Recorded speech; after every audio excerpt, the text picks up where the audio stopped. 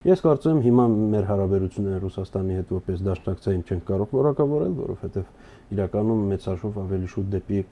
թշնամություն է գնում երկկողմանի, հա, ռուսաստանյան ռեժիմը, հայաստանյան ռեժիմը չի ընկալում, առհասարակ ուղղակի չի ընկալում, չի հասկանում եւ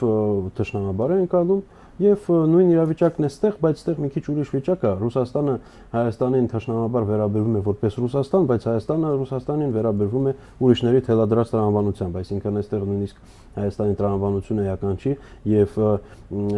այստեղ ես չեմ էլ կարող նույնիսկ ասել, որ Փաշինյանը հակառուսական է։ Ես չեմ կարծում, որ ինքը ընդհանրապես ինչ որ հականեր ունի, ինքը ուղղակի կատարում է այն, ինչ իրան թելադրվում է։ Որտեղից։ Լոնդոնից առաջին հերթին, Լոնդոնից, Վաշինգտոնից եւ ավելի մարդը արդեն ավելի մոտ մայրաքաղաքներից ուզում եմ։ Այո, մարդը իր ձեռքով գնում է եւ Բրիտանիայի հետախուզության ծառայության ղեկավարի հետ մի քանի անգամներ հանդիպում։ Պետության ղեկավարը, նույնպես ինչպես Զելենսկին։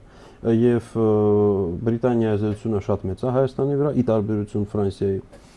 Մենք ունեցել ենք նաեւ Բրիտանիայից նախագահ, բայց մենք ունենք նաեւ բարձրագույն պաշտոնյաներ, որոնք այդտեղ են սովորել եւ կապեր ունեն։ Դե